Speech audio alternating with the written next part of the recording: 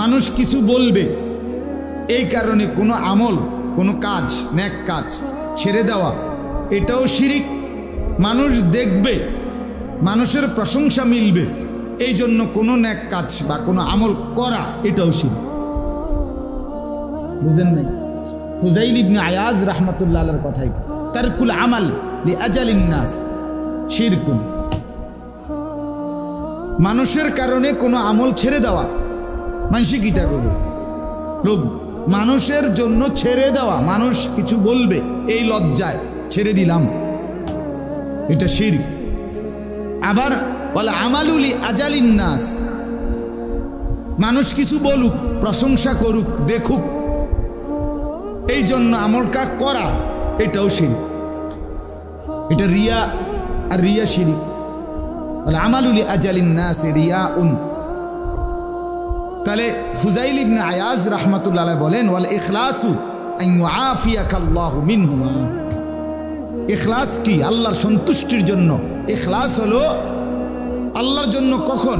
যে আল্লাহ তোমাকে উভয়টার থেকে রক্ষা করছেন, এটাই হলো ইখলাস। অর্থাৎ আমি মানুষ কিছু বলবে এই জন্য ছাড়িও নাই, আমি মানুষ কিছু বলবে এই জন্য করিও না। করেছি আল্লাহর জন্য, ছেড়েছি আল্লাহর জন্য। মিথ্যা আমি বলি নাই এজন্য যে আল্লাহ নিষেধ করছে, সত্য আমি বলেছি এজন্য যে আল্লাহ বলেছে। কথার কথা, যে কোনোটাই হোক এরকম। এই জন্য মাওলানা মাহবুব সাহেবের এই কথার কারণে বলল, সবচেয়ে বড় কথা হইল, সারা রাতও যদি বলি এখন দুশ্মনের ষড়যন্ত্র কি পরিমাণ, মুসলমানের শেষ ইমানের শেষ ফোঁটা, মুসলমানের যুবক যুবতী, নারী পুরুষ, জওয়ান বুড়ো, ঘর পরিবার, একেবারে মানুষের ঘরের আপনার শেষ, আপনার সকল কিছু, মানুষের সব কিছু আজকের পৃথিবীতে এই ইন্টারনেট এর মাধ্যমে সব কিছু নির্দিষ্ট কারো কাছে সব কিছুই রেকর্ডেড, সংরক্ষিত। আমার বাসা মেন রাস্তার পাশে, এটা একতলার ছাদ, ছাদের উপরে আমার কটা গাছ আছে, গাছ লাগানো, মানে 10-20টা গাছ। তো আমার ওই যে গুগলের যে এই রোডের যে দেখে, এইটার মধ্যে আমার বিল্ডিংটাও আছে, বিল্ডিংটার উপরে যে কটা গাছ আছে এটার ছবিও আছে, আমার দেখাইতে আছে। আপনি বলেন, তখন আমার বিবি আজকে এটা শুনে আমার একটা আশ্চর্য কথা বলছে, সে আমার অবাক লাগছে। তাই সে বলছে, তাইলে তো ছাদে যাওয়াও ঠিক হবে না, কারণ ছাদে যদি আমি যাই, কোনো সময় যদি এই ক্যামেরার ছবি ওঠে, ওই হঠাৎ নিজে বলে উঠছে এটা আজকে বলছে। আমি বললাম আর কি এই অবস্থা, ওই যে আমার মাদ্রাসা সার্চ করলে বাইর করে, তো ডাইরেক্ট হুজুরের বাড়ি কোনটা এটা পর্যন্ত আছে। তাইলে গোটা পৃথিবী আপনার এই নেটের মাধ্যমে নখদর্পণ একদম হাতের মুঠোয়। তাহলে মুসলমানের শেষ ইমান আমল শেষ করে দেওয়ার শেষ বিন্দু, চতুর্মুখী নীল নকশা ষড়যন্ত্র চলতেছে খুব তীব্র বেগে। এগুলা বুঝাইতে গেলেও আপনি বুঝতেন না, অনেক কথা বুঝতেন না। আমারে সেদিন একজন ঢাকার বড় ব্যবসায়ী, আন্তর্জাতিকভাবে সারা সপ্তাহে 2-3 দিন বাহিরে যায়, বড় মাফের ব্যবসা, উনি আমার বলতেছে, তো হুজুর শুধু কাজ আমি নিজে দেখে আসছি, নতুন মোবাইল আসতেছে কিছুদিনের মধ্যে, আপনি শুধু যে কোনো জায়গায় আপনার সাথে বড় একটা মোবাইল ছিল আপনাকে 4 জনের কাছে, আপনারা যে কথা বলছেন মোবাইলে না, এমনি এমনি বইয়ে বইয়ে এ যা বলছেন তার সব কিছুই ওই মোবাইলটার ভিতরে রেকর্ড হয়ে যাচ্ছে। আর এরপরে আপনাদের এই কথার আলোকে যা শুনতে বুঝতে বলতেছিলেন, ওই জাতীয় তথ্য যা আছে, এরপরে আপনি মোবাইল অন করলে ওগুলোই আসবে। কইয়া না, মানে এখন তো হইলো আমরা কন আনিসুর রহমান আশরাফি কিও ইয়াউমা তুবলাস সারাইর। আল্লাহ কোরআনে বলছে হাসরের ময়দানে আমি তোমাদের ভিতরের গোপন কথাগুলো সব বের করে ফেলব। ওয়া শাহিদা আলাইহিম সামউহুম ওয়া আবসারুহুম ওয়া জুলুদুহুম। আল্লাহ বলছে হাসরের ময়দানে তোমাদের কান, চোখ এবং পুরা দেহের চামড়া কথা বলল। তো উনি আমার একটা সুন্দর কথা কইছে, হুজুর হাসরের ময়দানে হবে প্রযুক্তির সর্বশেষ অংশ, এর আগ পর্যন্ত যে দূর আধুনিক হওয়া দরকার কাছাকাছি, কিয়ামতের আগ পর্যন্ত ওদ্দূর আল্লাহ পৌঁছাবে। নাইলে মনে করেন আমরা চালাইতাম গরুর গাড়ি, হাসরের ময়দানে হঠাৎ গিয়ে দেখবেন বিমান, এরকম ব্যবধান হইতো না। বুঝছেন হিসাব, এতটা ব্যবধান হবে না বুঝার ক্ষেত্রে। হ্যাঁ, তাইলে আমার বলার উদ্দেশ্য হলো এটা না, আমি ওইটা নিয়ে বলি না। দুশ্মন তার ষড়যন্ত্র করবে, আমি বললেও করবে, আমি না বললেও কি করবে।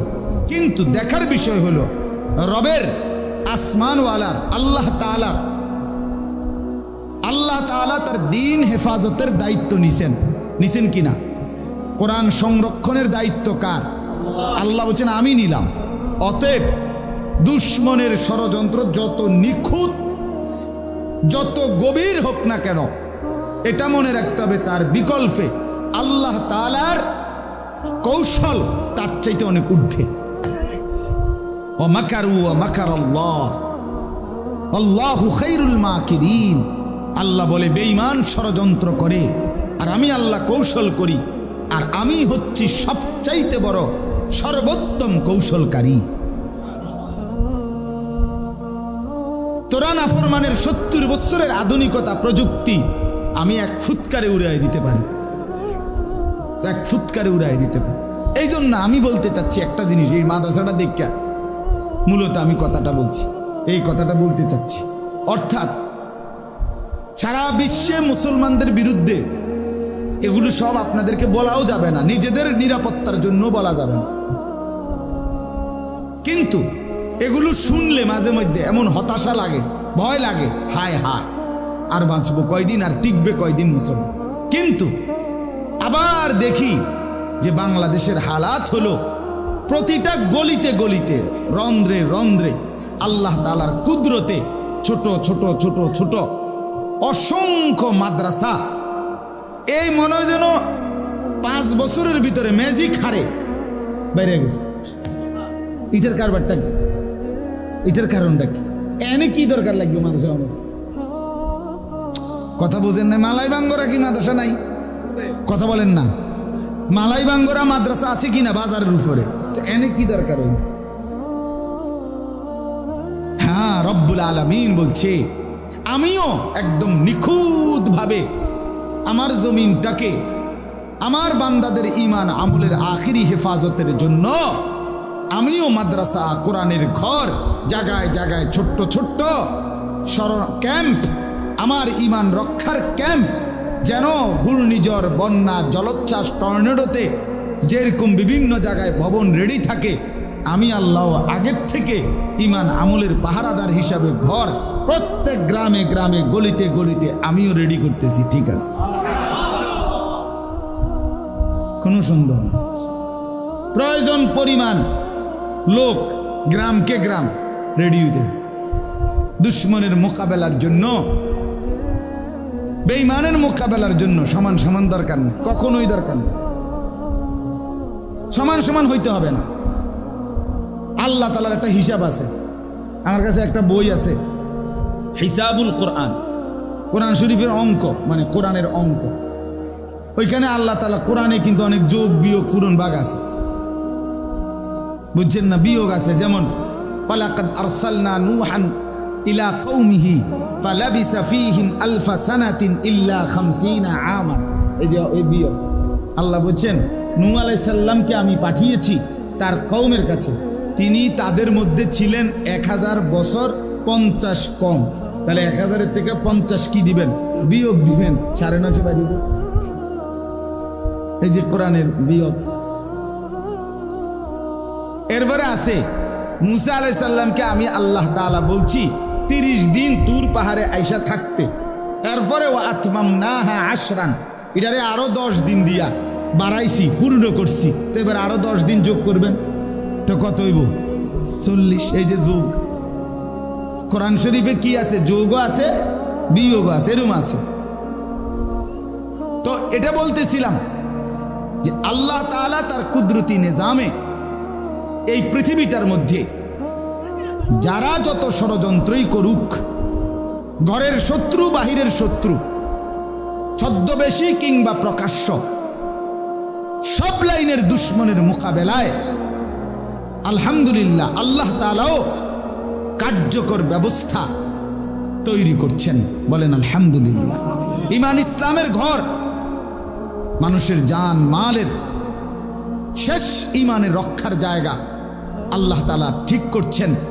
তো বলতেছিলাম সমান সমান লাগবে না, দুশ্মন যতজন ঈমানদার ততজন, না না লাগবে না, ঈমানদার কম হইলেই চলবে। আল্লাহ কোরআনে বলছে ইন ইয়াকুম মিনকুম 20 সাবিরুনা ইয়াগলিবু মিআতাই, সরাসরি কোরআনের আয়াত। আল্লাহ বলে মুমিন ঈমানদার আমার উপরে সবরকারী যদি হয় 20 জন, 20 মানে 20, আল্লাহ বলে নিশ্চয়ই তারা যুদ্ধে মোকাবেলায় বিজয় লাভ করবে 200 কাফেরের বিপরীতে। তাহলে 20 আর 200 হিসাব বুঝুন।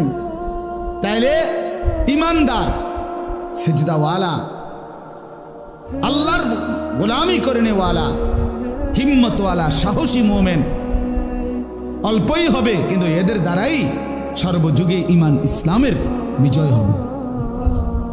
অতএব যুবক, এই যে কয়জন বসছ, দেখার বিষয় হলো তুমি কামে লাগবা কিনা।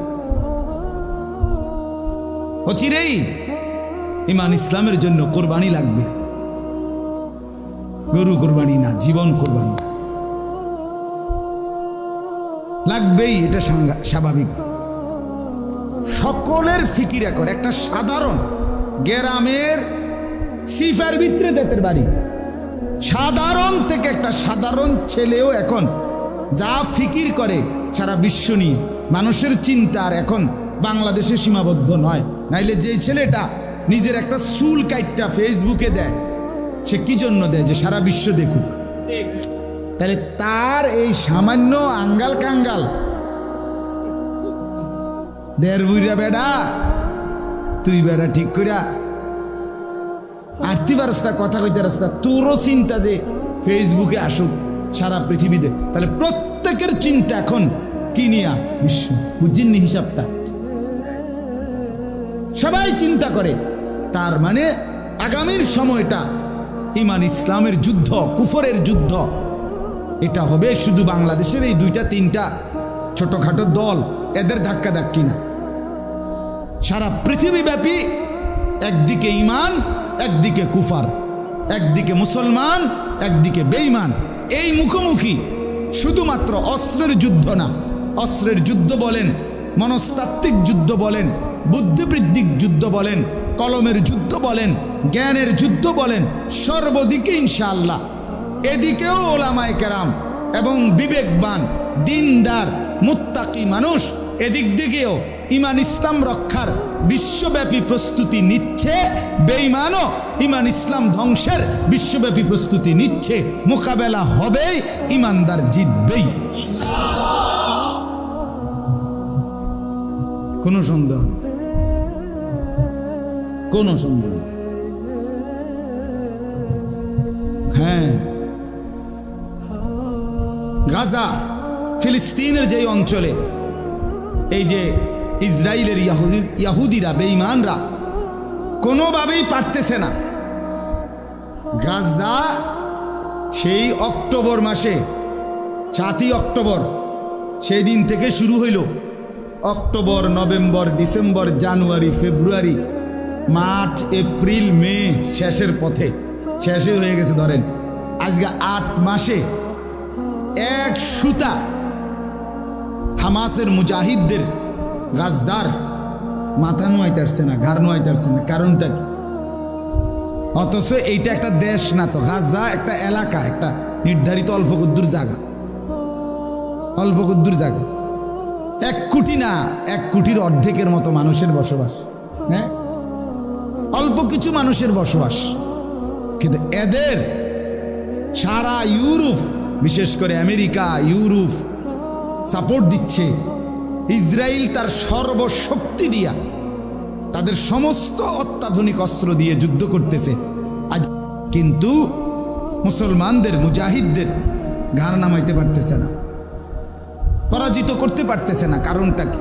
কারণটা হইল, মূল বিষয় হইল ওইখানের প্রতিটা বাচ্চা, ওই অঞ্চলের মুসলমানের প্রতিটা সন্তান মায়ের পেট থেকে যখন বের হয়, কসম খোদার, মা তখন একবার হলেও তার কানের কাছে ওই বাচ্চাকে বলে, সন্তান, আমি তোকে প্রসব করেছি ফিলিস্তিন মসজিদে আকসা বিজয়ের জন্য। বলিত তুকা, আমি তোকে জন্মই দিয়েছি বাপ জীবন দেওয়ার জন্য, তোরে গর্বে ধরছি বাপ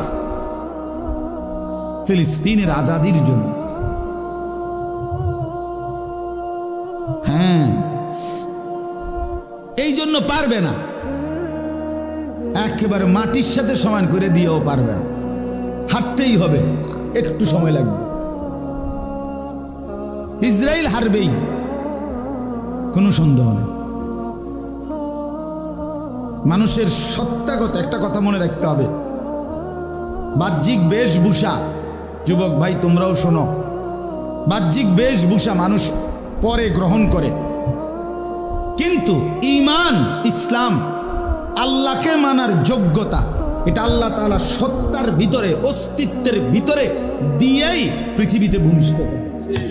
এই জন্য ফিতরাত, ইউলাদু আলা ফিতরাতিন, ঈমানকে মানা, আল্লাহকে মানা, ইসলামকে মানার জন্মগত যোগ্যতা দিয়েছে আল্লাহ তাআলা মানুষের ভিতরে। এই জন্য আলগা যেটা আসে, মনে করো আজকে হয়তো তুমি মোবাইল দেখা কোনো বন্ধুর আড্ডায়, নারীর আড্ডায় এমনি এমনি তাংফাং করে করে হয়তো একটু সদর বদর হয়ে গেছো, কিন্তু সত্তার ভিতরে, জাতের ভিতরে কি আছে? ঈমান আছে, ফিতরাত আছে, সত্তার ভিতরে ইসলাম আছে, প্রকৃতগতভাবে, সৃষ্টিগতভাবে আল্লাহ দিয়ে বুঝ করে পাঠাইছে।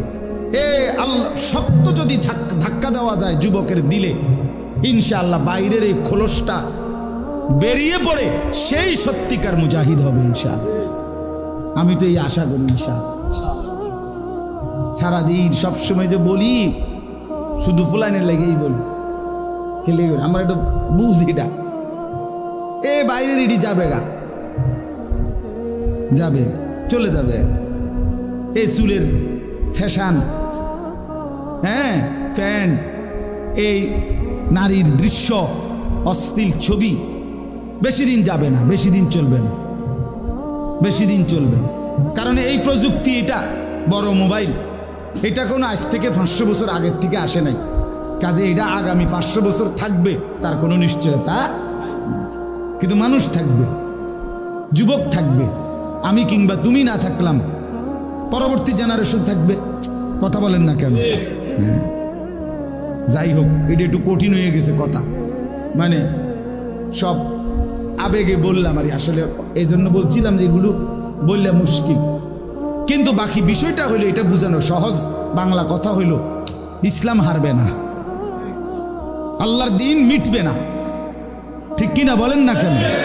এটা দেখার বিষয় হলো বন্ধু, বাপ আমনে কামে লাগজিন,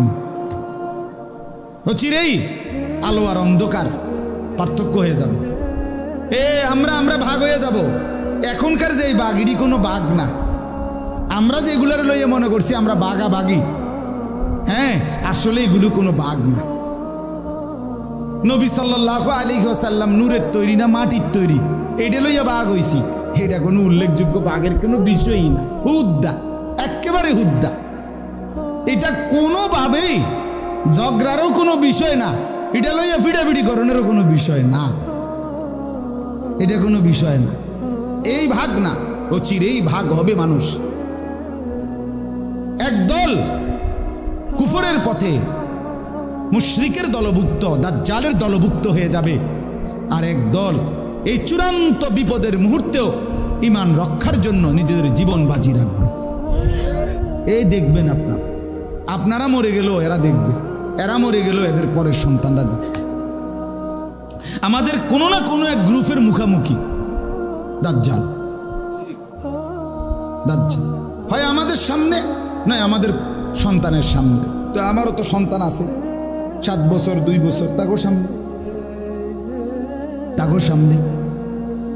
এই জন্য আপনাদেরকেও বলি, আপনারা যারা আলেম ওলামা আছেন,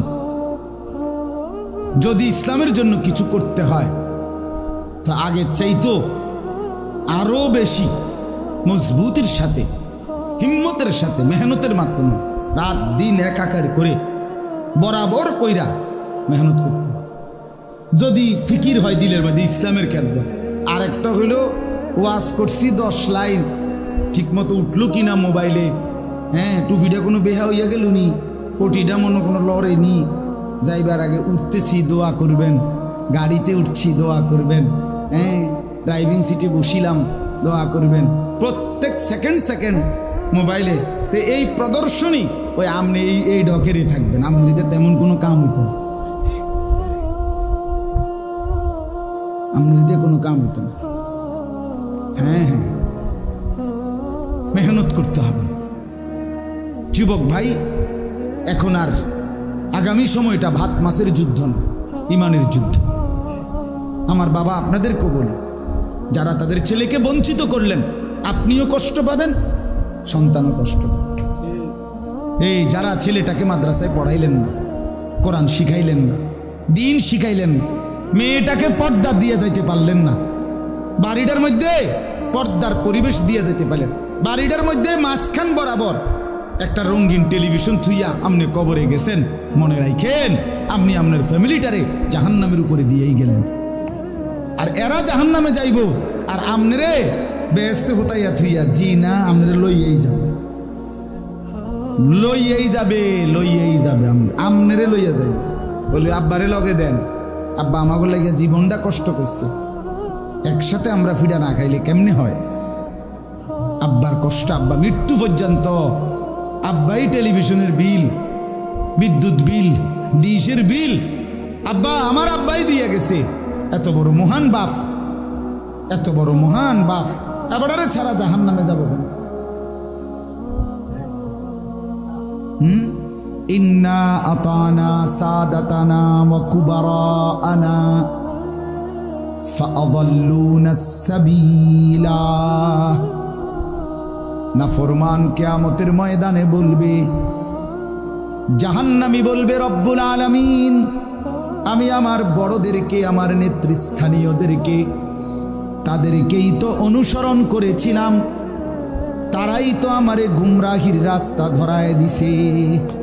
আমি তো নিজ চোখে দেখছি মাওলা, আমার আব্বা বিড়ি খায়, তাহলে আমি বিড়ি খাবো না তো কেন খাবো না? আমি তো দেখছি মাওলা, আমার আব্বা কথায় কথায় গালি দেয়, তো আমি গালি দেব না কেন? আমি তো ছোট্ট বয়স থেকে দেখছি আমার আব্বা মা, আমার ভাই বোন আমার ঘরেই রঙিন টেলিভিশনে নর্তকীর নাচ, সিনেমা নাটক দেখছে, তো আমি একজন দেখব না কেন? কেন দেখব না? আমার আব্বারে দেখছি শেষ বয়সে চা দোকানে বসে বসে বিড়ি খাইতো আর বন খাইতো, আর রঙিন টেলিভিশনে নর্তকীর নাচ আর নাটক সিনেমা দেখতো, তো আমি ওইটা করব না কেন? কথা বলেন না কেন? ইন্না আতানা সাদাতানা ওয়া কুবারাআনা ফাআদাল্লুনা সাবিলা। আল্লাহ তারাই তো আমারে পথভ্রষ্ট করে দিয়েছে। আমি তো আমার আব্বারে দেখছি পাঞ্জাবি, আমি তো আমার আব্বারে দেখছি টুপি। আমার আব্বা জীবনে কোনোদিন পান খায় নাই, আমিও জীবনে কোনোদিন পান খাই নাই, না জায়েজ না, কিন্তু আমার আব্বারে আমি দেখি নাই। কথা বুঝছেন না? আমার মারে আমি দেখি নাই, তো আমি তো দেখছি, যে শিখছি আমার আব্বার থেকে। আমার আব্বা জীবনভর মসজিদের ইমামতি করছে, আমরা আজও মসজিদে জুমা পড়াই। এই ব্যস্ততার ভিতরেও জুমা ঠিক রাখছি। সকালবেলা জুমার দিন উঠতে কষ্ট লাগে, মাঝে মাঝে মন চায় জুমা ছেড়ে দেই, যে আগে আগে উঠতে লাউন লাগে জুম্মার দিন, কিন্তু আমার বাবা যে বংশের যেটা ঐতিহ্য আর দিনের খেদমত, ছাড়বো কেন? এই জন্য আপনাদের কাছে অনুরোধ করলাম, এই মাদ্রাসাটা এতটা আমি আরো আলাউদ্দিন ভাইকে বলছি পর্যন্ত যে বুঝি দাওয়াত দেওয়ানোর জন্য আর জায়গা পাইছেন না, সব সময় তো রাস্তার লগে আইসেন, একটু ভিতরে আইন, ভিতরে আইসে ভালো লাগছে আলহামদুলিল্লাহ। যিনি, ওনার নাম কি? ইমরান, হ্যাঁ, জনাব ক্যাপ্টেন ইমরান চৌধুরী। এই ভাইজান আমার সাথে, আমাদের সাথে এই বছর এতেকাফ করছে। আমার শায়েখ আল্লামা মুফতি মুশতাকুন নবী কাসিমি হযরত দামাত বারাকাতুহুম, ওনার সাথে আমরা এতেকাফ করছি। এক মসজিদে আমরা প্রায় 1200 থেকে 1300 লোক এতেকাফ করছি। বিশ্বাস হয়? এক মসজিদে। হ্যাঁ, বিরোধিতা করা সহজ, মানুষ বানানো কঠিন। সাদোয়ানে হটর হটর করন যায়, সাদোয়ানে বইয়া বইয়া ফটর ফটর করন যায়। কেডা সুন্নি, কেডা ওয়াহাবি, কেডা নবীর আশেক। আমনে কাকা কয়বার এই পর্যন্ত এতেকাফ করছেন? নবী সাল্লাল্লাহু আলাইহি ওয়াসাল্লাম মৃত্যু পর্যন্ত কোনোদিন মসজিদের এতেকাফ ছাড়েন নাই, আমনে কোনোদিন করেন নাই। আমনে আশেক? হ্যাঁ, যে বুঝি 10 জনের বিচারে কইব। হ্যাঁ, চলেন না আমরা একটা মেল বই এনে, খালি জায়গা আছে, আজকে প্রমাণ হোক, এখন প্রমাণ হোক। আসেন সবাই, আমরা উঠানে বই এখানে, মানে আমরা যিনি একেবারে গভীর সূক্ষ্মটি বাদ দিই, যেটি আমরা কঠিন সুন্নত জানি বাদ দেন, মোটা দাগের সুন্নত যেটি, এটি একটু মিলাই, এখন প্রমাণ হবে। রাসূলুল্লাহ সাল্লাল্লাহু আলাইহি ওয়াসাল্লামের মিসওয়াক নবী সাল্লাল্লাহু আলাইহি ওয়াসাল্লামের সুন্নত কিনা কন্ত? এ ব্যাপারে কারো সন্দেহ আছেনি? জওয়ান বুড়ো কন্ত? আচ্ছা, তো এখন এটা প্রমাণ হোক যে এই মেসওয়াকের 10 বছরের হিসাব দেন। কথা বুঝছো না ভাই? এটা দিয়ে প্রমাণ হোক। দস্তরখান রাসূলুল্লাহ সাল্লাল্লাহু আলাইহি ওয়াসাল্লামের সুন্নাত কিনা, না ডাইনিং টেবিল? তো এটা 10 বছরের প্রমাণ হোক, বলেন। গত 10 বছরের 5 ওয়াক্ত নামাজ নবী সাল্লাল্লাহু আলাইহি ওয়াসাল্লাম নিয়মিত 5 ওয়াক্ত নামাজ পড়তেন কিনা বলেন? বলেন না কেন মিয়া? তো এটা প্রমাণ হোক। নবী সাল্লাল্লাহু আলাইহি ওয়াসাল্লাম সুগন্ধ পছন্দ করতেন কিনা বলেন? নবী সাল্লাল্লাহু আলাইহি সাল্লাম পেঁয়াজের গন্ধ, রসুনের গন্ধ পর্যন্ত পছন্দ করতেন না। কাঁচা পেঁয়াজ, কাঁচা রসুন মুখে দিলে নবী সাল্লাল্লাহু আলাইহি সাল্লাম বলতেন, আমাদের সামনে আইসো না, মসজিদে ঢুইকো না, মুসলমানের মজমাতে বইসো না, কারণ এই দুর্গন্ধে আমাদেরও কষ্ট হয়, ফেরেশতাদেরও কষ্ট হয়। ঘামের দুর্গন্ধে সাহাবায়ে কেরাম জুম্মার দিন সবাই একসাথে মসজিদে ঢুকতেন। ছোট্ট মসজিদে নববীতে সবাই একসাথে ঢুকার কারণে, ছোট্ট মসজিদ, আরবে প্রচণ্ড গরম, এই জন্য ঘামের ভীষণ কি আসতো, গন্ধ আসতো। আল্লাহ নবী সাল্লাল্লাহু আলাইহি সাল্লামের স্পষ্ট হাদিস, নবীজি তখন বলে দিয়েছেন, শুক্রবার জুমার দিন প্রত্যেক প্রাপ্তবয়স্কের জন্য গোসল করা ওয়াজিব, বাধ্যতামূলক, যেন কারো কষ্ট না হয়।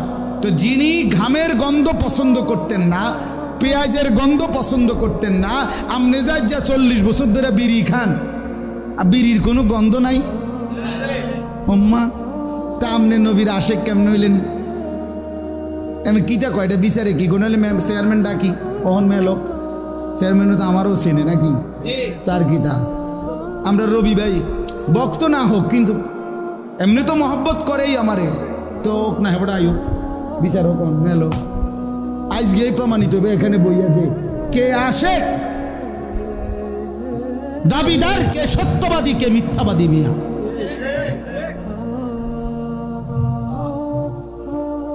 রাসূলুল্লাহ সাল্লাল্লাহু আলাইহি ওয়াসাল্লামের ভালোবাসা, এটা কি নবীজি সাল্লাল্লাহু আলাইহি সাল্লামের তরিকা অনুসরণের দ্বারা প্রমাণিত হবে কিনা?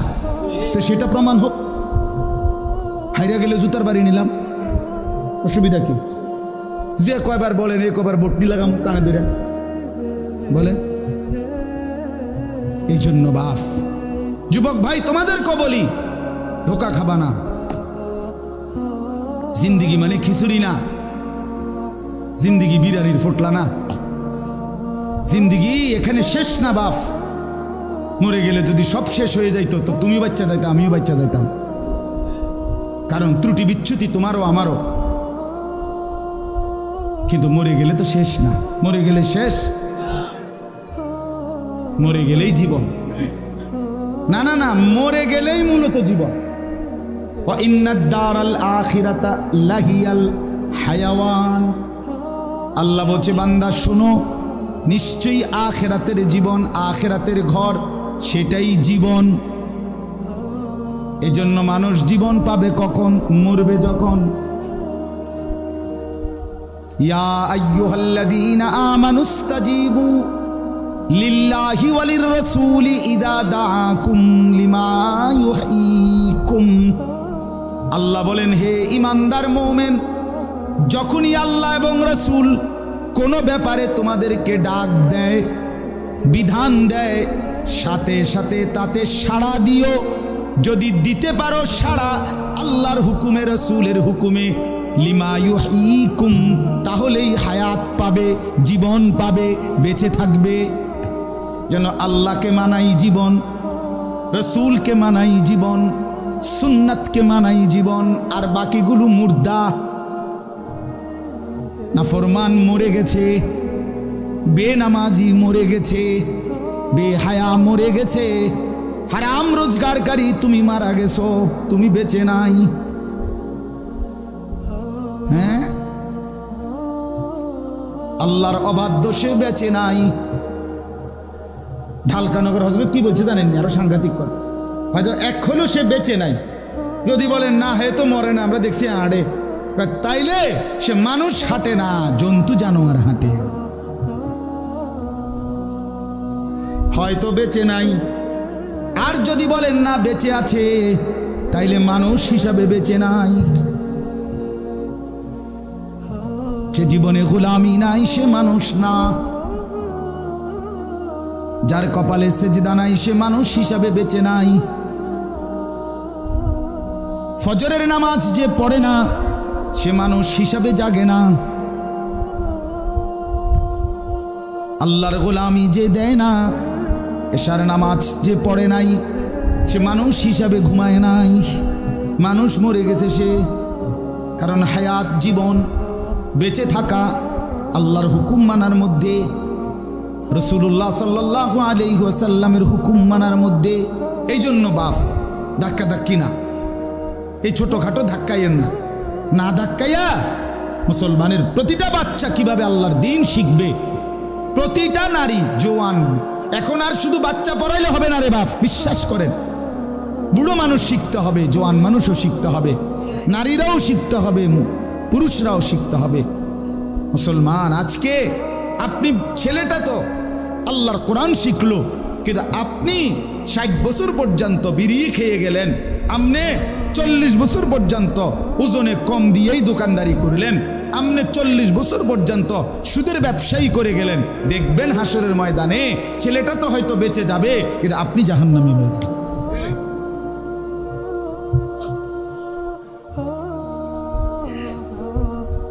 এই আপনাদের কি বললাম। এই জন্য মাদ্রাসাকে কদর করেন। মাদ্রাসা উম্মতের পাওয়ার হাউস, বিদ্যুতের পাওয়ার স্টেশন। পাওয়ার স্টেশন থেকে সর্বত্র বিদ্যুৎ সরবরাহ হয়। যেখানে মাদ্রাসা হয় ওই জায়গা থেকে উম্মতের ঘরে ঘরে ঈমান ইসলামের বিদ্যুৎ সরবরাহ হয়। যেন মাদ্রাসার বিরোধিতা করা ঠিক না, মাদ্রাসার পক্ষে থাকেন, ছেলেকে দিন শেখান। কারো নামের দরকার নাই, অমুকে হচ্ছে তার নাম হইব না, না আমনেরও নাম হইব। আপনি গোপনে দেন, দেখবেন হাসরের ময়দানে আমনের নামও আমল নামাতে লেখা আছে। আপনার নেকি না দরকার, আমি নাম দিয়ে কিনবেন। আল্লাহ আমাদেরকে বুঝার তৌফিক দান করেন। চলেন বাপ, আমি এতক্ষণ এতগুলো কবুল সাহেবের কথার বরকত যা আল্লাহ কবুল করে। ওই এক কথা আমার সুন্দর লাগছে, আমি এটা আসলে তবিয়ত আমার। মুফতি শফি রহমতুল্লাহ আলাই বলছেন, যিনি কথা বলেন তার কথায় খেয়াল করবা, 2 মিনিটের জন্য হইলেও হতে পারে সেখান থেকে কোনো মণিমুক্তা পেয়ে যাবে। ও এই কথাটা সুন্দর বলছি উনি যে তালিব ইলম আমরা মাদ্রাসায় পড়ার বরকতে আমগো একটা না একটা ফদ আছে, আমরা একটা না একটা কি আছে, আমরা কেউ বেকার কইতে পারতো না। কিলে বেকার করবেন? আমি মুয়াজ্জিনি করি, আপনি বেকার করবেন কেন? আমি ইমামতি করি, আপনি বেকার বলবেন কেন? আমি মসজিদের খাদেম, আপনি আমার বেকার বলবেন কেন? কথা বলেন না কেন? কিন্তু জেনারেল লাইনে বেকার বলে কি না বলেন? বেকার আছে কি না বলেন? আপনি কিন্তু হিসাব লন না, বাংলাদেশে যদি এখন নেটে সার্চ দেন বাংলাদেশে কত কোটি বেকার, খবর নেন না? হ্যাঁ, এই জন্য দিন মানুষকে ঠকায় না, আল্লাহর কোরআন মানুষকে ঠকায় না, দুনিয়াতেও না আখিরাতেও। আখিরাতেও আল্লাহ আমাদেরকে বুঝার তৌফিক দান করেন। প্রত্যেকেই এই মাদ্রাসাটাকে আপন করে নেন, বলেন ইনশাআল্লাহ, বলেন ইনশাআল্লাহ। আপনাদের ছেলেকে পড়াইয়েন, কমপক্ষে সন্তানটাকে দাজ্জালের হাতে তুলে দিয়েন, সন্তানটাকে জাহান্নামের রাস্তায় ধরায় দিয়েন না। আপনি তো কষ্টই করছেন, বাড়ি করে দিছেন, জমি কিনে দিছেন, জীবনটা শেষ করে ঘাম ঝরাইয়া, আহা, কিন্তু ছেলেটা নামাজ পড়ে না, রোজা করে না, সারা রাত মোবাইলে ছবি দেখে, নাচ গান, ঘরের মধ্যে সারা রাত রঙিন টেলিভিশনে নর্তকীর নাচ চলে। আহারে চাচা, আহারে বাপ, হাই বিদেশি বন্ধু, তুমি কিসের জন্য জীবনটা শেষ করলে? 28 বছর, আমি এবারও রমজানের উমরায় দেখছি, আহারে 32 বছর ধরে জিদ্দা আমার এরম ভাই দেখছি যে হুজুর আজ 28 বছর ধরে বিদেশ তোলে, যে 17-18 বছর বয়সে গেছে, ধরেন একেবারে এর আগে তো গেছে না, তো 6 বছর বয়সে গেছে না বিদেশ। 17-18 বছর বয়স যাওয়ার পরে যদি এরপরে যে 30টা বছর, তাহলে 30 আর 18 কত হইল? তাহলে আর তার হায়াতের কি রইল? আর বুঝেন না কথাটা? হিসাবটা বুঝছেন না? তার জীবনের আর রইল কি? সুখ আর কি? হে আর কোন বছর সুখ করবে? 68 বছর বয়স তো না, না, হে সুখ করবো কোন, জিরাইব কোন বছর? বেচারা অবসর নিবে কখন? আমার ওই প্রবাসী ভাই, আমি তো প্রবাসীদের কষ্ট নিজ চোখে দেখছি মিয়া। এই উমরার সময় তো প্রবাসীদের রুমে গিয়া বয়ান করছি, ওরা আমি ওরে জড়াই ধরে অনেক কাঁদছে, দোয়া চাইছে, বলছি হুজুর 8 বছর বিদেশ করি, কোনোদিন একজন ভালো ডাক্তার শরীরে কোনো রোগের জন্য কোনোদিন দেখাই নাই। এইবারও বলছে এক ছেলে, হুজুর আমি কোনোদিন দেখাই নাই, কারণ দেখাইলেই 10-12 হাজার 15 হাজার টাকা যদি খরচ হয়ে যায়, তো আমি বাইর টাকা পাঠাবো কেন?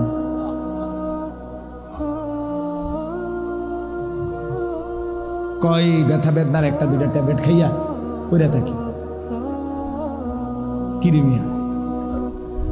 আর অসভ্য ছেলে 2 আঙ্গুলে মোবাইল টিপে তার বাবার কষ্টের এই ঘাম ঝরানো টাকা দিয়ে সন্তান সারা রাত উলঙ্গ ছবি দেখে, সারা রাত জিনা ব্যভিচারের দৃশ্য দেখে। বাবার সেই কষ্টের টাকা দিয়ে ছেলেটা বন্ধুদের সাথে ঘন্টার পর ঘন্টা আড্ডা দিয়ে সব শেষ করে। মহিলাটা বাজারে গিয়া সবগুলো টাকা স্বামীর শেষ করে দিয়ে আসছে, কিচ্ছু বোঝেন। 12 টাকার মাল 48 টাকা দিয়ে কিনছে, 20 টাকার মাল 100 টাকা দিয়ে কিনছে। 2 হাতে মোবাইল, বড় মোবাইল, কথাবার্তার ঢং, স্বামী বিদেশ, আর কি ভাবসাবি তো অন্যরকম, ভাবসাবি তো অন্যরকম। টাকা আছে, মানে ভ্যানিটি ব্যাগ ভরা টাকা, এটিএম কার্ড আছে, ব্যাংকের অ্যাকাউন্ট আছে, খালাস।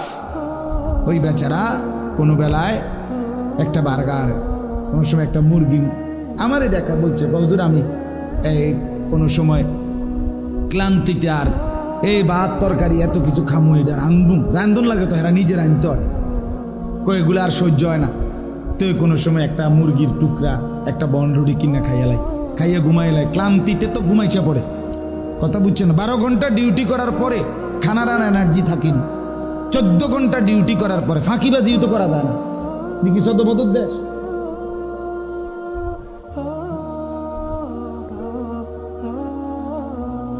সৌদি আরবে তো আমি যে কয়বারে গেছি দেখি, সৌদি আরবে ট্রাফিক রে, এই গাড়ির ড্রাইভাররা যেই ভয়টা পায়, আজরাইলেরও তো এত ভয় পায় না। আজরাইল মালাকুল মৌত তো এত ভয়ানক। তাহলে এই কষ্ট করে আয় করা টাকাটা প্রবাসীর স্ত্রী সন্তান দুই হাতে বন্যার পানির মতো শেষ করে দিচ্ছে। মাস শেষ না হইতেই দুইবার টাকা পাঠাইতে হয় বেচারা, সব শেষ, টাকা শেষ। আল্লাহ আমাদেরকে মাফ করে দেন। সন্তানকে যে, এই জন্য আমি বললাম দিন শেখান, দিন শেখান।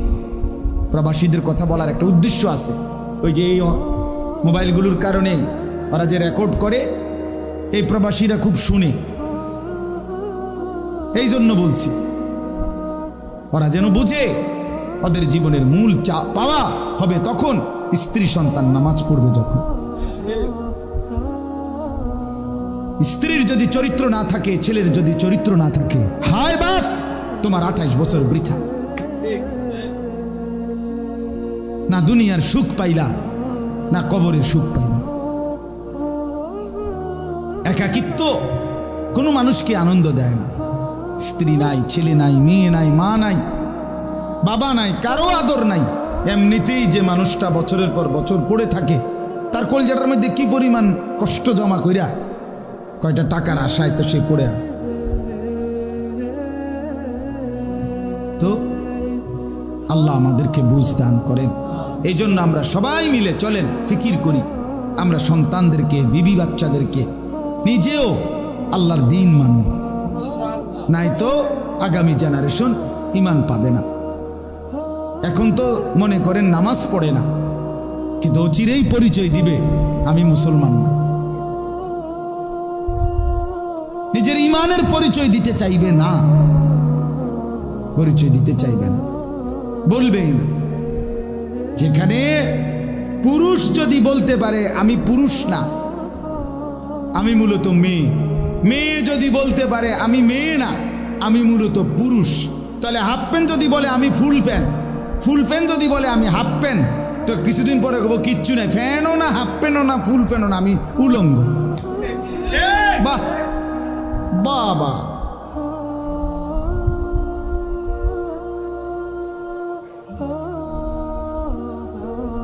আপনারা জানেন না এগুলো তো নওজোয়ান আলাদা পাইলে বলতাম, মুরব্বীদের সামনে বলাও সম্ভব না। এমন এমন চমকপ্রদ, লোভনীয়, অসভ্য কথাকে ভদ্রতার মুখোশ পরিয়ে মুসলমানের নতুন জেনারেশনের কাছে এখন পেশ করা হচ্ছে।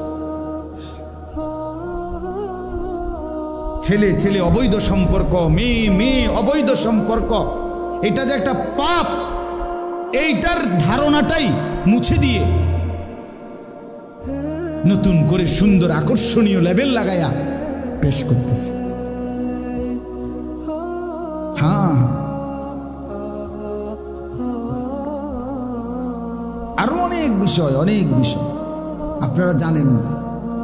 আপনাদের ছেলেরা, আপনাদের মেয়েরা, বাবারা সারা রাত সারা দিন কি করে মোবাইল দিয়ে, আপনি শুধু কিছুই জানেন না। হাসরের ময়দানে দেখবেন কি করছে। ওফো,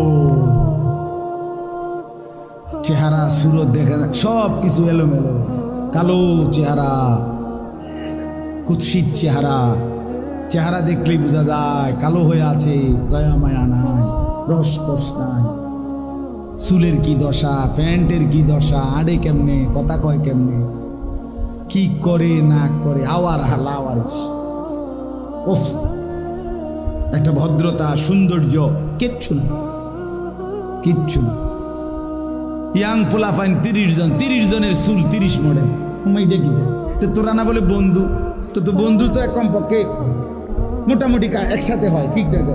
আমি আলাউদ্দিন ভাই, মাহবুব ভাই, শরীফ ভাই, মাওলানা, আমরা বন্ধু, তো আমরা একটা সুরুত আছে না, কথা বলে না কেন?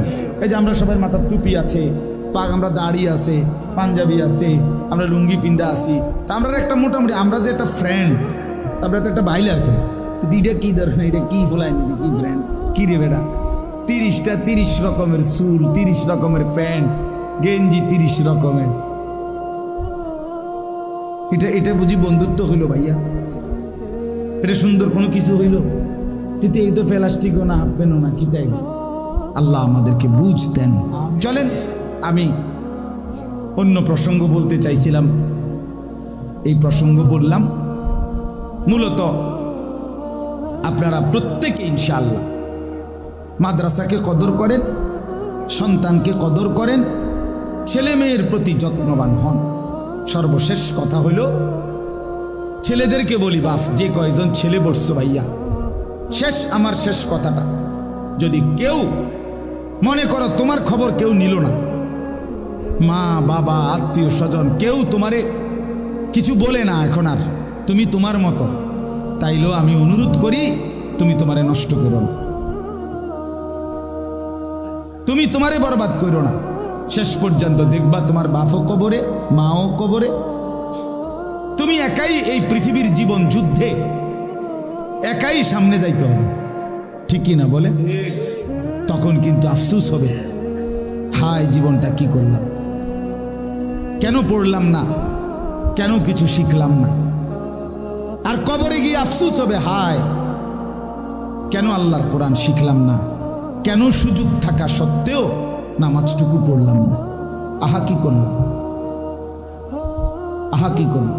কোরআন শরীফে আছে, জাহান্নামীদেরকে ডাক বলা হবে, মা সালাকাকুম ফি সাকার,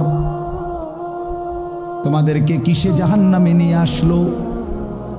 ক্বালু লাম নাকু মিনাল মুসাল্লিন, নাফরমান বলবে আমরা নামাজি ছিলাম না, এই জন্য আমাদেরকে জাহান্নামে পাঠানো হলো। আল্লাহ কোরআনে বলেন, ফাকাইফা তাত্তাকুনা ইন কাফারতুম ইয়াওমান ইয়াজালুল বিলদানা শিবা। আল্লাহ বলে, বান্দা তুমি যে নাফরমানি করছো আমার, বলো না বান্দা সেই কিয়ামতের দিন কেমনে তুমি নিজেকে বাঁচাইবা, যেই দিনের ভয়ঙ্কর দৃশ্যে কোলের বাচ্চাও বৃদ্ধ হয়ে যাবে। ইয়াওমান ইয়াজালুল বিলদানা শিবা, এতটা ভয়ানক দৃশ্য হবে কিয়ামতের ময়দান, যেদিন একটা ছোট্ট কোলের বাচ্চাও ভয়ে আর আতঙ্কে বুড়া হয়ে যাবে। মানুষে বলে না যে টেনশনে তার চুল দাড়ি ফাইকা গেছে, বলে কিনা বলেন? অল্প বয়সে চুল দাড়ি সাদা হয়ে গেছে, কেন? টেনশনে, ঠিক কিনা বলেন? তো আল্লাহ বলে, বান্দা দুনিয়ার সামান্য ভাত মাছ আর রুটি রুজির সামান্য একটু ছোট্ট কোনো টেনশনে, একটা মামলা, একটা পুলিশ, একটা সামান্য কোনো পেরেশানি পড়লে যদি চুল সাদা হয়ে যায় ক্ষণিকের মধ্যে, তো 50,000 বছরের একদিনের কিয়ামতের মাঠে কি পরিমাণ টেনশন হবে। কি চাচা, কি বাপ, বলো না বন্ধু, কেমনে বাঁচবেন? ইয়াওয়াদ্দুল মুজরিমু মিন আযাবি ইয়াউমিইদিন বিবানিহ। আল্লাহ বলেন, সেদিন হাসরের ময়দানে প্রত্যেক নাফরমান পাপী আল্লাহর আযাব থেকে বাঁচার জন্যে আল্লাহকে বলবে, এক নম্বরে আল্লাহ আমার যত সন্তান আছে সব জাহান্নামে দিয়ে দেন, আমারে বাঁচিয়ে দেন। অসাহিবাতিহি, 2 নম্বরে বলবে, আল্লাহ আমার স্ত্রীকেও জাহান্নাম দেন, বিনিময়ে আমারে একা বাঁচায় দেন। এরপরে না, প্রথম হলো ভাই নাকি, ইয়াওয়াদ্দুল মুজরিমু মিন আযাবি ইয়াউমিইদিন বিবানি ওয়া লাউ ইফতাদি বিবানি ওয়া সাহিবাতিহি ওয়া আখিহি ওয়া ফাসিলাতিহি আল্লাতী তু'যি ওয়া মান ফিল আরদি জামিআ। আল্লাহ আমার স্ত্রীকে দেন জাহান্নামে, ছেলে মেয়েগুলোরে দেন, ভাই বোনদেরকে দেন, গোটা দুনিয়ার মানুষদেরকে দেন, আমার যা সঞ্চিত যা আছে সব জাহান্নামে দিয়ে দেন, বিনিময়ে আমারে বাঁচায় দেন। সুম্মা ইউনজি, অতঃপর বিনিময়ে আমারে বাঁচায় দেন। সব নিয়ে নেন, যা আছে সব নিয়ে। আল্লাহ আমাদেরকে মাফ করে দেন। আপনারা বুঝেন, আপনারা বুঝেন, খামখেয়ালি করেন না। খামখেয়ালি করবেন না, কোনো রকমের খামখেয়ালি করবেন না। জিন্দেগির কদর করেন, হায়াতের কদর করেন, সময়ের কদর করেন। ওলামায়ে কেরাম আপনাদের ফিকির করে বাপ, দিবানিশি বলে যায়। আপনার মসজিদের ইমাম সাহেব, খতিব সাহেব আপনাদেরকে দিবানিশি বলছে, বলেই যাচ্ছে। অতএব দয়া করে নিজের জীবন নিজে নষ্ট করবেন না, খামখেয়ালি করবেন না। আল্লাহ তাআলা আমাদের প্রত্যেককে মাফ করে দেন। যুবক ছেলেরা, তোমরাও ভাইয়া হায়াতের কদর করো, সময়ের কদর করো। আবু ইসহাক আস-সাবিঈ রাহমাতুল্লাহ আলাইহি একজন বড় বুজুর্গ ছিলেন, আমরা কিতাবে পড়ছি। উনি যখন যুবকদেরকে দেখতেন, সাথে সাথে বলতেন, ইয়া মা'শারাশ শাবাব ইগতানিমু শাবাবাকুম, হে যুবক সমাজ, তোমরা তোমাদের যৌবনকে গনিমত মনে করো, গনিমত মনে করো। আল্লাহ তাআলা আমাদেরকে বুঝ দান করেন, আল্লাহ তাআলা আমাদেরকে কদর করার তৌফিক দেন। এই মাদ্রাসাটাকেও আল্লাহ তাআলা কবুল করেন, আরও ছাত্র উস্তাদ দিয়ে আল্লাহ তাআলা ভরপুর করে দেন। এলাকার যারা আছেন যুবক ভাই, তোমরাও মাদ্রাসার পক্ষে থাকবে, ঠিক আছে না ইনশাআল্লাহ? মুরব্বী চাচা বাবা আপনাদেরকেও বলি, আপনার নামটা যেন কোনোদিনও বিরোধিতাকারীদের হিসাবে উচ্চারিত না হয়। এটা সবচেয়ে বড় লানত, অভিশাপ। যে মুসলমানের ব্যাপারে কেউ মন্তব্য করবে যে এই লোকটা এই মসজিদের বিরোধী, এই লোকটা মাদ্রাসার বিরোধী, তার মানে মাদ্রাসায় আল্লাহর কোরআন পড়ানো হয়, তো সে কিসের বিরোধী হবে? সে রাসূলুল্লাহর হাদিসের বিরোধী, সে সুপারিশ পাবে কেমনি? এই জন্য আমার আপনার নাম, আচ্ছা যদি কোনো উপকারও করতে না পারেন, কমপক্ষে একদম চুপ থাকেন, যাতে করে বিরোধিতাকারী হিসাবে আপনার নাম না আসে। কথা বোঝেন না আমার? ঠিক আছে, আমার কোনোভাবেই এবারে বুঝে ধরে না, হইতেই পারে, তো চুপ থাকি আমরা। আল্লাহ তাআলা আমাদের সবাইকে কবুল করেন, মঞ্জুর করেন, উত্তম বিনিময় দান করেন। আজকে আলহামদুলিল্লাহ অনেক উলামায়ে কেরাম শ্রদ্ধেয় এসেছেন, আল্লাহ তাআলা ওনাদেরকে উত্তম বিনিময় দান করেন। বাকি আমরার কথা হলো এটাও আবারও বললাম, আরও মেহনত করতে হবে, যদি ইসলামের খেদমত করতে, কমাইলে হইতো না, কমাইলে হইতো না, কমাইলে হবে না। আল্লাহ তাআলা সবাইকে তৌফিক দান করেন, আমিন। সুবহানাল্লাহি ওয়া বিহামদিহি, সুবহানাকাল্লাহুম্মা ওয়া বিহামদিকা, আশহাদু আল্লা ইলাহা ইল্লা আনতা, আস্তাগফিরুকা ওয়া আতুবু